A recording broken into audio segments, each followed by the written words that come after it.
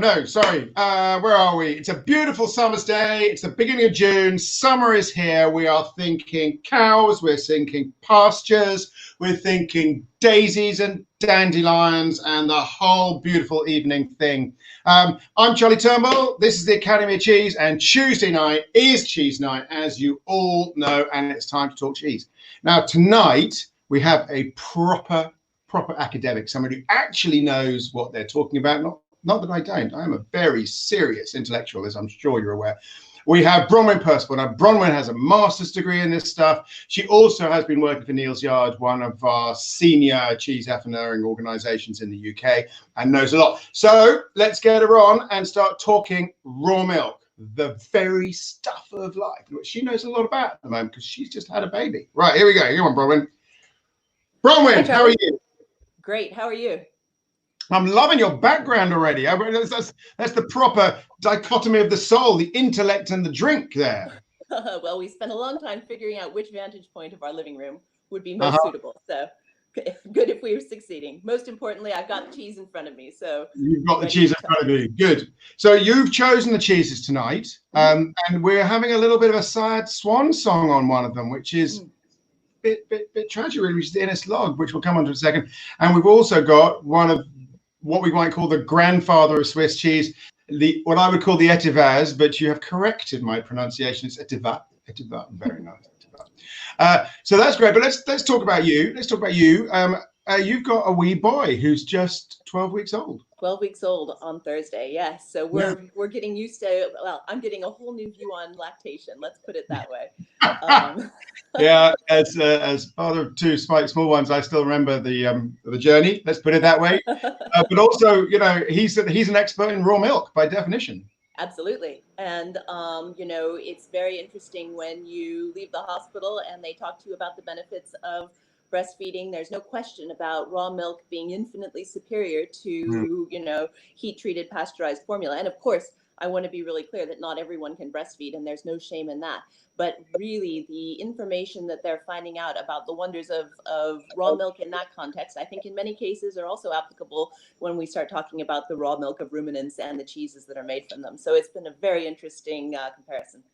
Yeah, no, it must be fascinating because it's going to come down to the B word, isn't it? It's about the bacteria, the microbes, the little chappies who are living in the milk.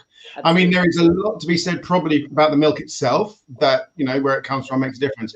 But we're really going to focus tonight on the stowaways. Let's put it that way. And, you know, and whether you think of them as stowaways or the people or the people, bacteria people too. No, or the residents that you're really looking to do the farming of is a really interesting question. And I think more and more over, you know, even the past few years, we've shifted our vantage point from thinking of bacteria in milk as something that we want to avoid at all costs to make cheese safer, and towards something where we actually realize that in doing that and in making milk that's been depleted of its microbial residence, we're actually making milk that's stripped of its identity, and in many cases, which is less safe than milk in which the bacteria are farmed and encouraged, the right bacteria, I should say. Let's take a step back. Let's take a step back, because I think we need to address what bacteria is. I mean, let's be honest, particularly in under COVID rules, having microbes knocking around isn't everyone's idea of fun right now. So let's just get it out there. What is bacteria? Well, fortunately for the reputation of bacteria, COVID is a virus, so we can clear that one to begin with. Good.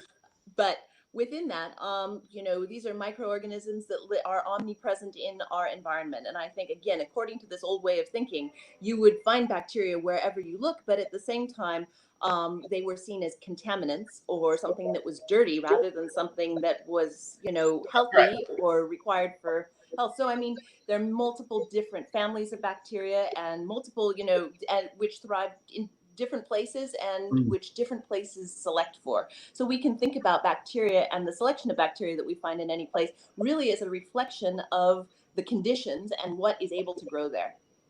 And I think I'm right in saying that the average human being is about a kilo of bacteria. Is that about I right? would say probably that's close to it. And when you think about that in terms of the size of bacteria, that's trillions of them, A lot of them. and it's a lot. Yeah. It's a lot of I mean, residents. they're tiny. They're smaller than the average cell. I understand this. Of course, I read it on the internet. Therefore, it's not true, or is true. But you actually have more bacteria in your body than cells. It's just they're really, really small. So Absolutely. these guys they're co-residents. Exactly. And, Yeah. particularly in the context of gut bacteria, for example, I think people are realizing more and more how many human health problems might be related to a imbalance in those bacteria. We evolved together.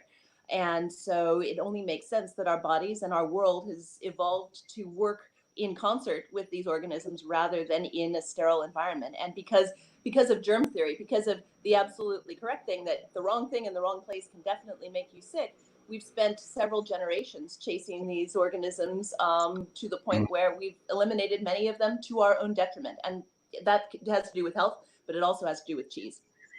I mean, let's address the bad stuff. Okay, so in this family of bacteria, which is vast, and there are many different types, there are a very small number that are trouble, right? And one might name, I mean, the one everyone's talk about, and you being recently pregnant would be big in theory, is the listeria.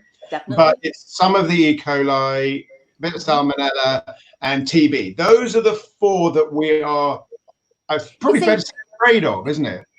Yeah, and you could say in certain circumstances, maybe coagulase positive Staph aureus. These are the ones that give you food poisoning. I'm about to say that. But yes, absolutely. Though it's actually surprising the small number of bacteria, of different species of bacteria, that we really do worry about in the context of cheese. I mean, when you think about the millions of different species and the thousands of different species that can be found in cheese, it really is, as you say, just a tiny handful that we need to worry about. But at the same time, it's important not to underplay the fact that they can be really serious, and we really need to make sure they don't. Yes. And I think we need to stress that is that those chaps get out of control. We don't just see people having a couple of days in bed. They can kill people. Yes. Right. So we need to be totally on it. And that is the other side of the development coin that you've been talking about, is that on the one hand, we've moved away from understanding and wanting these things. But at the same time, we now have a really good bunch of tools about how to understand, count, characterize, and prevent bad things happening. Absolutely. And again, thinking about it not as like we all need to use more bleach in our dairies, but actually we need to start thinking about how we can farm for microbes, how actually the control and the prevention of these microbes getting into milk doesn't start at the creamery door. It starts at the farm level. It starts as, what are these cows being bedded down on? What are they eating? How is the food for them preserved? How carefully is the silage made? All of these things are the ultimate source of safety in the cheese. I mean, one of the things that one's also got to look at is that 100 years ago, or maybe that's not fair, 200 years ago, they didn't know what the hell bacteria were, right? They were invisible, not just invisible, but they weren't even aware. So for the vast majority of cheese making history, the use of bacteria, which has been essential and has been done without any knowledge of what they're working with. It's one it's one of the most amazing things about cheese that I can think of, is the fact that all of these amazing cheeses were developed without a knowledge of bacteria or the way they work, when they're actually so fundamental to the process. So we're going to talk tonight, team. Well, before Bronwyn and I get carried away in bacteria love, the way that bacteria have been part of the cheese journey, how they've been engendered, controlled, and to an extent tamed with the sort of starter cultures of today, and how that's impacted. But before we do that, let's eat some cheese. So who's first up, Bronwyn? Let's start with the Innis log. Okay, so here we have him. Close-up view. Yeah, close-up view. Georhynchus. Yeah, there we go. Now, I have to say, tell them about Georhynchus, Bronwyn. It's an amazing fungus. It sometimes it has yeast-like qualities, sometimes it has mold-like qualities. It can switch between the two of them, and there are many different strains. And of course, many people will inoculate the geo into their cheese, so they'll add a powdered geo into their milk when they are making the cheese. But it also is one of the fungi that occurs naturally in milk. So if you create the right environment and you, again, farm carefully, you can actually culture the geo from your milk on the outside of the cheese. And it's very, as we can see with this close-up view, it's very proteolytic and it's very lipolytic, which means it has lots and lots of enzymes that break down proteins and fats. So when it grows on the outside of the cheese, it sends down its little roots. Fast, Bronwyn. I think you need to slow down. All right. Just tossing words out like proteolytic. It's like that's not fair on most of us. This is what I love. Anyway, you're right. You can see how it can send its little roots down into the paste of the cheese, and the enzymes within it break it down, and you get that lovely creamy breakdown, which I think is part of the beauty of this cheese, really. It's interesting to say that, because I'm totally with you on this, because a lot of cheesemakers think of that as slip coat and begin to see it as a fault of the cheese. As you lose the integrity between the what you might think is the rind, I don't know if that's the right word here, and the cheese. And to me, when you get strong slip, that's where the flavors really bond. Absolutely. And every correctness in my book is a matter of degree. You can definitely get problematic slip coat where your rinds are falling straight off your cheeses. And believe me, in our work at Neal's Yard Dairy, while we were learning how to ripen this cheese correctly, and Joe was working out the make and figuring out exactly how to get it balanced, we had some Innis logs with the rinds that fell straight off of them because we didn't dry them enough. So it's not too much slip coat is good, but when you get that real breakdown, it adds a whole nother level of flavor. So tell us, so we're tasting a goat's milk cheese. Cheese. This is a farm that's probably, I don't know, I've discovered it's near Ashby de la Zouche, which I remember from my Adrian Mole days. Yes. It's near Birmingham, basically. And they have a farm on the Thorpe estate, which is a fantastic looking, one of those big grey boxes with 5 levels of windows and arms out the side. And it's an amazing place. And they had a dairy farm there, and they turned it over to goats. Do you know what breed of goats did they use? So it's actually a combination, and one of the things that they were working on recently was actually breeding in golden Guernseys, which are interesting because they are a very rare breed of goats. Sounds like Jason the Argonauts. Yes. So this cheese obviously echoes the Saint-Maur range, those logs, sort of 5 to 6 inches long, very fragile when they're made, when the cheese is only just holding itself together, and then you get the mold building outside and the drying out gives them the rigidity that allows them to sort of mature into it. But with this cheese, you are expecting the goat to live, aren't you? The flavor of the goat to live. So tell us about how the raw milk would change the flavor. What is the raw milk doing here that allows this to come on as it has?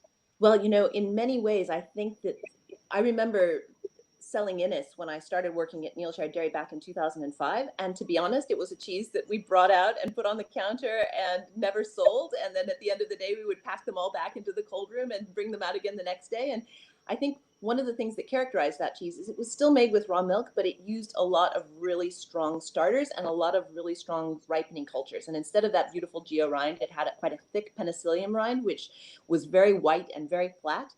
And over time, I think what Joe and more recently his partner Amy managed to do is really harness and make the most of the microbes in that raw milk to actually drive the cheese making process. So now, instead of using starter cultures purchased from a culture house, they're actually using the whey from the previous day's make to sour the next day's milk. So there's no added geo in this cheese. There's no added lactic acid bacteria. It's like a sourdough culture, but for cheese. And again, this is very similar to what they do in France. So let's put some basic words on that story. Yeah. All lactic acid producing bacteria, which are the starter cultures of any cheese, began their lives in milk, right? Yeah. And hundreds of years ago, what they used to do is they used to take the milk from yesterday, allow it to sour overnight, exactly like a sourdough, and impregnate, I'm not quite sure that's the right word, but I'm going with it, the milk Inoculate. Inoculate, thank you, the milk of the next day, and then you're carrying over your whey. And at the start of the load. Now, what happened when they started throwing chemists at this, or microbiologists, is they went in, got those bacteria, and started creating a little library of the bacteria so they can create purer starters. And it gave people more choice. But and correct me if I'm wrong here, Bronwyn, but I think when you're looking at a natural whey starter, you're looking at maybe 40 to 50 different types of bacteria on out of a packet waste starter, as in something looks like a bit like a sachet that you've got from a bacteria house, you're looking at 3 to 6 strains of bacteria. Is that about right? I think that's more or less correct. What I would say is that not all cheeses developed to use whey starters originally. And in fact, if you look at the British cheeses, whey starters were a disaster for them. In the late 19th century, when people were trying to make cheddar more consistent, they looked at the use of whey to try to do that. And in fact, they found that it introduced tons of defects and bad flavors into the milk because the whey wasn't soured. So where are they getting their starters from? They weren't using starter. And so you think about when you hear about the way in which British cheese was made, they always talk about you milk the cows in the evening, the milk sits in the dairy overnight, and then you add the warm morning milk on top of that. What they don't dwell on enough, I think, is the fact that that milk was not refrigerated, and it was probably sitting there at close to 20 degrees in the dairy. And that pre-ripening step allowed the bacteria that were naturally present in the milk to begin to grow. And then so when the warm milk from the next morning was added, that was racing away and ready to be made into cheese. And again, you know, as far as they were concerned at that point, there was no such thing as bacteria, and that was just the way the cheese worked. And, you know, there's some very interesting old accounts of people making British cheese in the late 18th century where they encountered this common problem that I think everyone in the cheese world knows all too well of blown cheese, and which they called heaving. Which is where when you have pockets of gas developing inside the cheese. Yes. Am I going to say coliforms or chloroforms or that kind of thing? Clostridia, yeah. Clostridia, and they make little pockets of gas in exactly the same way as beer and bread and that kind of thing, except you just don't want it. And that often develops over the course of ripening. So you can make a cheese, it looks fine, and then 2 months down the road, it expands like a balloon. And the way they explained it then was that the cheesemaker had made the cheese too quickly and they hadn't got all the air out of the milk. And that makes absolutely no sense now with our modern understanding of what Clostridia are and where they come from. But the really interesting thing was that they had, that they had got one of your hairs. I don't know how technology has managed that. Through the, anyway, what they realized was that they had put, the solution to this problem, they said, was to make the cheese more slowly so that the air could get out of the milk. But when you look at that now with what we understand now, these Clostridia bacteria are really sensitive to acid. And so if you make the cheese more slowly, the acid develops, and then that inhibits the growth of the Clostridium later on. So they had the right solution, but for completely the wrong reason. You know why? But I mean, you know, if you look at the history of cheese making, anything, it's a series of trials and errors. You know, or accidents and trials and errors, and that's what they did. Yeah, and I think if we went back 300 years, we would find that there was a huge amount of faulty cheese on the market, but there was also probably a lot of really excellent cheese on the market. And you can see in that context why the role of the cheese factor, the person who went from farm to farm and tasted the cheese and decided what to buy, was really critical. Yeah. Right, I've got a couple of questions here. One, firstly, Avril is bringing attention to the fact you've written a fantastic book called Reinventing the Wheel, and it has a fuller name, which I've written down because it's about 12 words long. Milk, Microbes, and the Fight for Real Cheese. So if anybody out there wants to learn more about what Bronwyn knows, it's on Amazon, I believe, isn't it? Yes. So amongst bring that on. No, thank you very much, Avril. I have a copy right here for product placement if anyone is interested. So even excited for you. Right. And the big question, which we always need to know, do you have a favorite pairing for a cheese like this? Ooh, I mean, we often serve cheese at the beginning of the meal, and goat's cheese in particular is a perfect thing to have to sort of whet your appetite. And just because of the structure of meals, we often find that we eat this cheese with champagne if we're enjoying a lunch with friends. And I couldn't think of anything better than a glass of champagne with this. Yeah, no, I have to say, for me, I would be drifting into an apple juicy kind of combination with this. That's where I go, but that's unlike me not to have something alcoholic in front of me. Right. Right. Let's talk about the flavor here. Now, I tasted this before because I knew we were tasting raw milk cheeses. I felt to myself I had to be more attentive. You know, I had to find out what's underneath.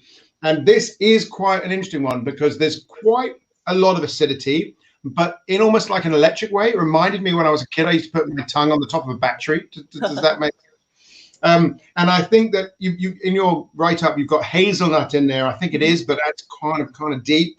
I was getting grass, earth, and a sourness, and obviously the goat's milk. And also I was getting kind of warmth, straw, and obviously a bit of mushroom. And that's sort of my combination. But it's a weird sort of cold warm thing. It's delicious.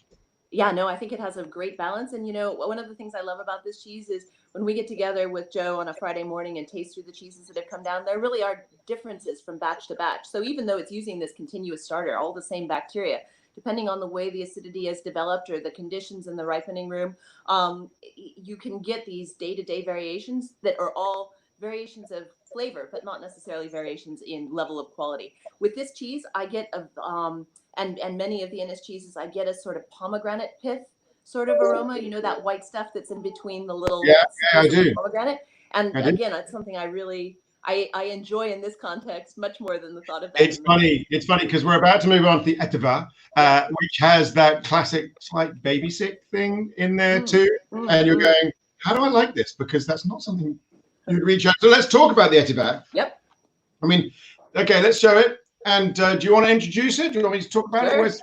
Absolutely. So this, as you say, is the sort of grandfather of Swiss cheeses. It's very interesting because in many ways it's one of the most tightly written specifications for any of the classic cheeses of Europe. It can only be made at Alpage in the summertime. It has to be made in a copper cauldron with wooden,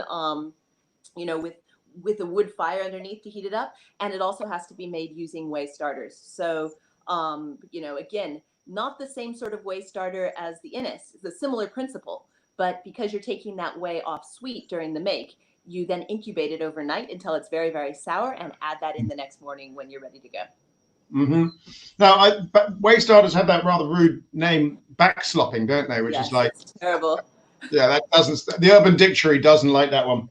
I'm just going to unpack that. So Alpage in this context means it's basically got to be a summer cheese. And this one actually is quite specific. It's May 10th to October 10th, isn't it? Exactly. Because the cows have to be up the hill. And this occasion, depending different for different cheeses, that's 1,000 meters or above. Now, so I don't know if this one is made at 1,475 meters, although I'm sure the cows go up. That's the level of the chalet, and then the cows can go up and down and graze from there. They make about 14 tons of cheese a year, which sounds like a lot, but actually in the great scheme of things, it's absolutely tiny. I have a brother-in-law who is obsessed by Munro bagging. Does that mean anything to you? That's climbing mountains over 3,000 feet. And so basically, every single this cheese is made at the top of a Munro, to put it in context. So we went to visit Etiva production, and it was a real hike to get up there. You realize that these aren't little hills we're talking about. And your that copper, again, these are this trial and error business. We're lining these cauldrons with copper because they have a sterilizing effect, which they would have possibly not known except by accident. And also probably conductivity as well. It's a very, very good conductor. Smooth all the way around. And they're making these in their closed chalets. So the smoke is going up into the rafters, and that impacts on the flavor of the cheese. Yes. So all these incidents, all the little characteristics of the cheese making are contributing to what it is. And if you pull one of them away, it stops being the cheese you're looking for. Absolutely. And, I think the requirement to use whey starters is a really important, coming back to the raw milk aspect of that, the requirement to use whey starters is a really fundamental part of the character of this cheese, that, those are the bacteria that are going to grow in the milk and create the flavors as the cheeses are maturing. So the bacteria there, they die and burst open as the cheese matures because it's a very inhospitable environment for them.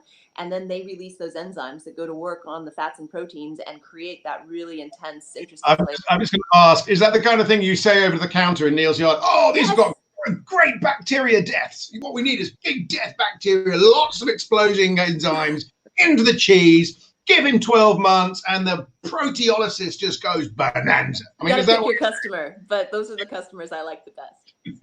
It is extraordinary to think that is the process of getting the enzymes that you need to deliver the flavor, is to kill the bacteria and allow those enzymes out. It's a fascinating concept, and you can see why, you know, Cathedral City doesn't want to talk about that. If you see what I mean. Yeah, well, I mean, when those flavors come from sachets, it's very, you could argue that the milk being raw or pasteurized doesn't matter as much as it should. You know, I think this is one of the key things about raw milk that I kind of think is important to talk about, is that raw milk has really become a quality mark on people's counters. You know, customers will come in and say, oh, I want a raw milk cheese, or this one's better because it's made with raw milk. And I think if we're looking at cheeses that are made from raw milk that has no interesting microbes within it, or we're looking at cheeses that may have interesting microbes within them, but then are inoculated with really high doses of starter cultures with really dominant flavors and ripening cultures with really dominant flavors, the quality of the milk, the rawness of the milk doesn't really matter. It could be raw in name only.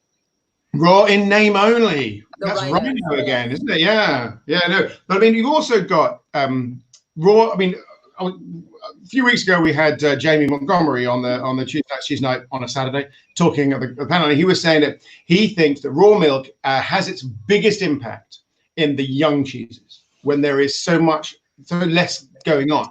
And as soon as you introduce washed rinds or external molds or flavorings or whatever, the raw milk begins to be covered up, less relevant. I don't know where you want to go with that, but it's not as important. It's not as important.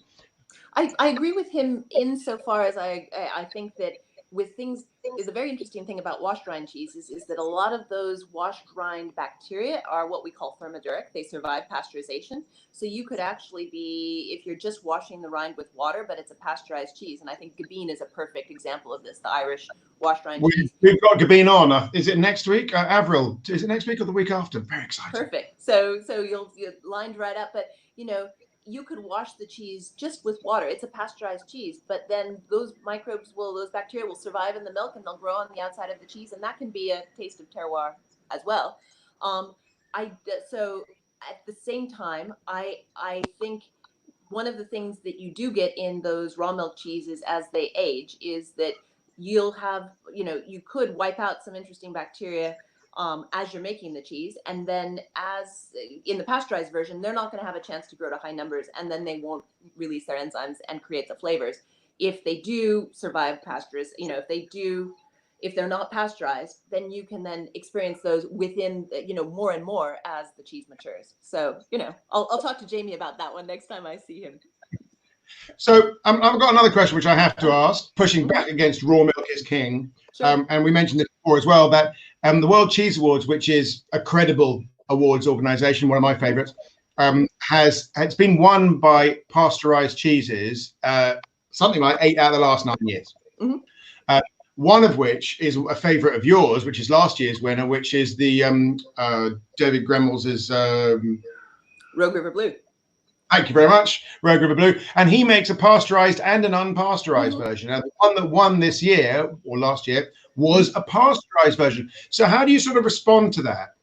I think that we have cheeses that can taste of milk and raw materials, and then there are cheeses that taste of process. And in many cases, the cheeses that taste of process have big, bold flavors that people respond to very, very quickly and directly when they taste them. And, you know, they talk about wines being made for competitions a lot of the time. You know, you see these wines that are designed to win competitions because they're big, they're juicy, they're, you know, they've got a really, you know, they're the sort of wines that are designed to stand out of a crowd. But actually, when you sit down with them, you might end up tired of them a little bit more quickly. They're designed to taste, not to drink. And I think one of the things that I love about well-made, interesting raw milk cheese is that it has layers within it that you can sort of live with and discover over time. It's not to say that all raw milk cheese has those, but I think they're really the very best ones. But I wouldn't say that those are the natural competition winners either. I mean, the other question that's bound to come up on raw milk is, of course, Joe Schneider's Stilton, which is not allowed to be called Stilton because it's raw milk. And the story behind that, so we understand, is that in 1989 or something, somebody got ill at a party. I believe it was a local MP. Is that right? Or something? it's actually, it was an outbreak of many people getting ill, and there's a very interesting scientific paper that was written looking at this outbreak that was associated with Stilton cheese, which I can send you, or you can post on this I would thing love if to you'd see it. like, I because shall it read it. is very interesting. But the most interesting thing about that is that they never actually found whatever causative organism was responsible for this in any Stilton. So it wasn't that anything was It ever wasn't proven. true. No, But there was no I think smoking gun. people were shaken enough on the production side that they decided it wasn't worth the risk. And I think there's this real perception that Stilton is inherently a dangerous cheese, that it has a long, slow acidification, and it has a low, it has a low final acidity, a high pH at the end, and that can allow pathogens, if they're there, to grow to high numbers. Now, you could say exactly the same thing of the Innis log. It has a really, really long, slow acidification, and if you look underneath that rind, it's quite low acidity. And I think one of the big things that we have to remember about Stilton is that farmhouse Stilton really disappeared in the 1930s. And once you start combining milk from many, many different, sources, and are mixing that together to make cheese on a large scale, making that style of cheese becomes really, really challenging. Yeah. I mean, this is something Carol Hopkins has just asked, which I have to say is something that I do actually believe, and it'll be interesting to hear your point, is that are unpasteurized cheese more variable in quality and maybe texture as well? And when I mean variable, I'm not making necessarily a qualitative point. It could just be variable in the sense of more likely to get wider flavors. That's a really, really interesting and good question. I would say not necessarily, but it requires a grip on the technical side of the make that not very many people have. And I think maybe a perfect illustration of that is the illustration actually of the Innis log, where when Joe and Amy, they had been making raw milk cheese for a long time, and it was quite variable from batch to batch. Some had more mold on them, some had less. Some were much better than others. And then Amy showed up and decided that they were going to take it to the next level and use a whey starter. And I think all of us really braced ourselves to think, here we go. This is going to go from variable to extremely variable, and we think it's the right thing to do. So let's go for it. But hold on to your hats. And actually, the cheese got much, much less variable at that point. That the whey starters were really active. They were really raring to go. And this is a cheese made from about the 100th generation of a whey starter, and along the way, it's been incredibly, different batches will have slightly different flavors, but I would say in the great scheme of cheeses, raw milk or pasteurized, it's a very, very consistent one. And I would attribute that all to the artfulness of Joe and Amy and their understanding of how to make cheese. And talking of Amy, I understand that she's pregnant right now. Yes, expecting the first second. I think we can hear Sasha in the background. Is that right? I'm sorry about that. He wants to participate. Well, that's absolutely fine. Well, on that note, thank you very much. It's been amazing to talk to you. I find raw milk, it's controversy, it's excitement, it's variable, you have to pay attention. Not everybody wants it. Some people think it's the complete ends of the earth. So I think it'll go on being a challenge and a love for many years yet. I hope so. Cool. Well, I'm going to say so. Thank you very much. Thank you very much. We're going to let you go with the magic thing of saying next week we have Irish cheeses. Washed rind, we're tasting Meline, Duras and Gabine. Considering last week I thought we were doing Druv, I have checked now. We are definitely doing Druv the week after. So that's matching brandy. Have you got any top tips on matching brandy? There you go, Bronwyn. It's the real flamethrower of the alcohol world. I would say, go big. That's fortunately Druv and I are quite capable of that. So on behalf of me, thank you very much, Bronwyn. Say goodbye. Bye. There's my button there.